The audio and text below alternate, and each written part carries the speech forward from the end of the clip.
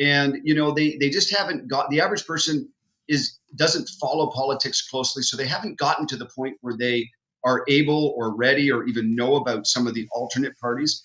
But they don't even like the three main ones. I didn't meet anybody who was really excited about Doug Ford or any of the other parties, but they just don't know who else to vote for. And so it's up to us to reach those people in the off season and get them ready for the next election. One of the big questions, Derek, is why in the middle of winter? Why, when we have a government with a supermajority, why are Ontarians going to the polls in the first place? I don't know about you, Derek. I don't know a single friend, colleague, family member, you name it, who has said, oh, this is exactly what I want to do. I want to have an Ontario provincial election. They will all want a federal election. I'll tell you that much. We're not getting that for months to come. But tell me, Derek, why are we here in the first place? Well, hey, David, great to be here. And you're totally right. It was a self-serving election. I mean, they clearly just wanted to lock in their power for another 4 years, using this crisis to their own advantage. Nobody liked this election. We were hearing that nobody saw a need for it. He already had a mandate, as you pointed out. He didn't need any additional seats to do what he wants to do. So, like you said, a waste of close to $200 million in this very cold and very short election. That's kind of ironic, isn't it, Derek? I remember back in the day when Doug and his dearly departed brother, the former mayor of Toronto, Rob, they had I think, one of the best slogans of our early 20th century when it comes to politics, and that was respect for taxpayers.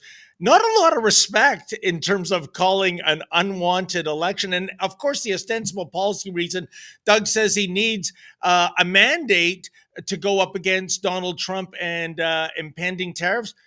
Derek, didn't he already have that mandate, a supermajority, and an election that was a year and a half away?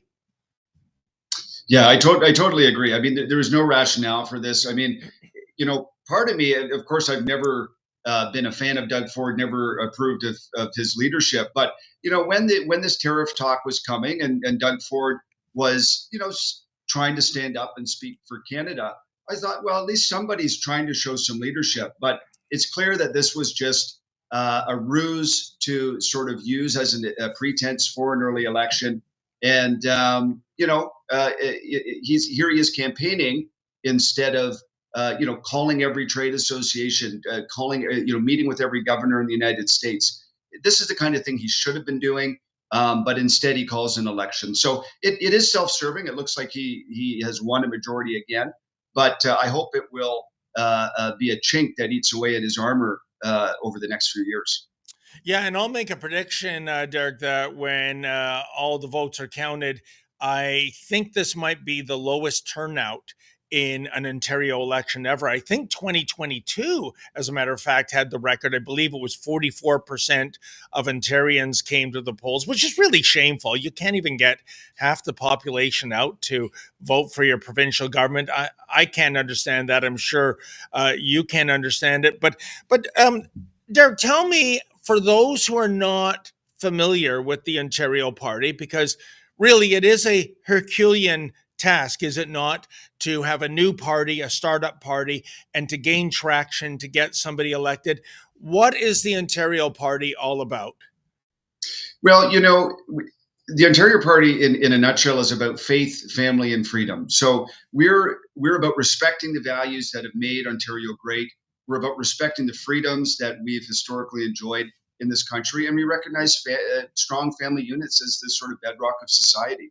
And we had a list of great policies this time that would have, taken back Ontario when it comes to education and getting indoctrination of the school system. When it comes to immigration, getting our immigration system under control. A lot of people don't realize the province has constitutional authority and shares immigration authority with the federal government.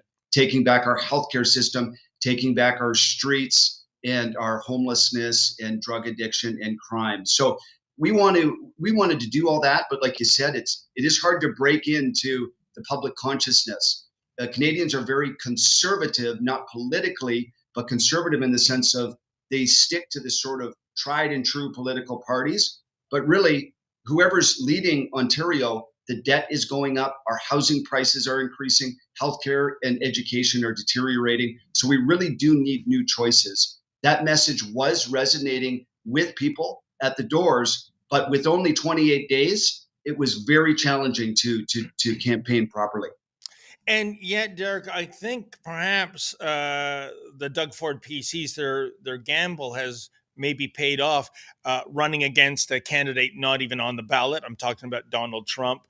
Doug Ford reimagining himself as Captain Canada, especially since nobody's home in Ottawa right now, and playing the fear factor that if those tariffs come in, you need somebody strong who can negotiate with the U.S. president, because quite frankly, that seems to be the number one overwhelming issue that's being talked about, that's being written about, and even the other big issues that you mentioned, housing, healthcare, homelessness.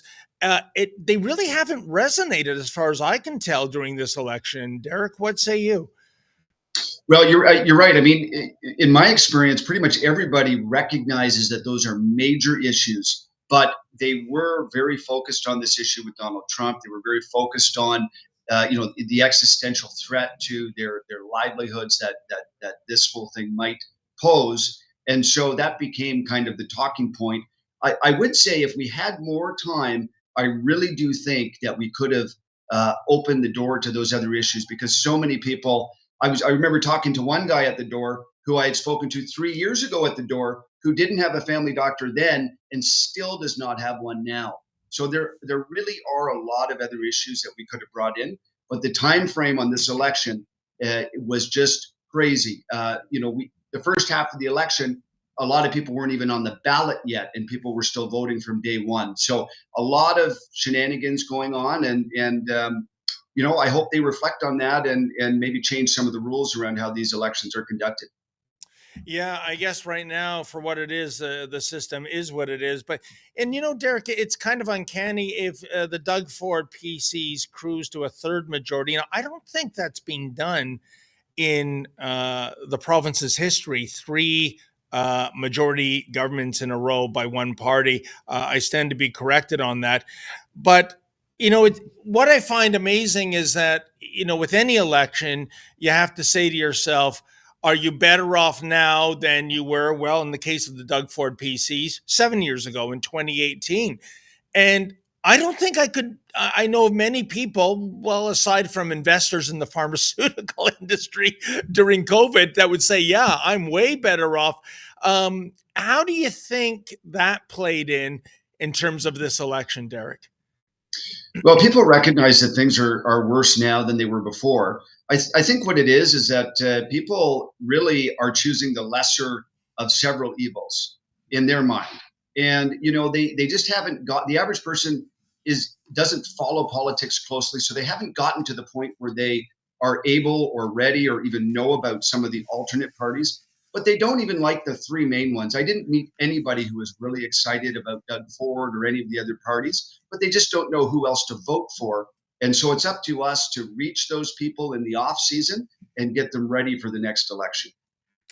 Well, and on that note, Derek, you are a alternative when it comes to a conservative party. I feel that the PC party is way more progressive for most conservatives' liking and not that conservative whatsoever. One last question. I know it's a bit of a sticky one, but I was speaking to Jim Karahalios of the New Blue Party, and I keep hearing it all the time. I got to tell you, Derek, people are saying, why can't these two right of center parties get together? In political math, 1+1 = 3. It's already a Herculean task. So, is there any hope of in the future you and the New Blue Party maybe getting together and coming at the electorate with greater strength? Listen, I hope so. And obviously, these things are, more complicated than simply, one person wanting it to happen. But there have been overtures. in the past, and hopefully there is a way to bridge that gap. I'm certainly open to those kind of discussions, and who knows, maybe it's possible to happen. So let's hope for the best on that. All right. Well, Derek, thank you so much for your time. I really appreciate it. And please don't be a stranger. And when all the ballots are counted, please let me know what kind of percentage the Ontario Party picked up in this unwanted and unneeded election to begin with. So thank you again, my friend. Hey, thank you so much, David. We'll talk to you soon. All right. Thank you. And folks, that was Derek Sloan of the Ontario Party. Oh, hi, it's Ezra Levant here in Toronto with an important message because we need your help. Independent journalism in Canada is under attack. Government censors, big tech deplatformers, and the dying legacy media are all working together to maintain exclusive control on the information you receive. They don't want you to hear other voices like ours, and they really don't want you to be informed and to think for yourself. That's why the work we do here at Rebel News is so important. Our on-the-ground reporting, independent news shows, and special content you won't find anywhere else. It's all designed to give you trustworthy information and alternative viewpoints so you can decide for yourself. We don't get government money, and we are not owned by some big global conglomerate. We're funded by people just like you, so please support independent journalism and help us continue our work by subscribing and becoming a Rebel News Plus member today, right here on the page.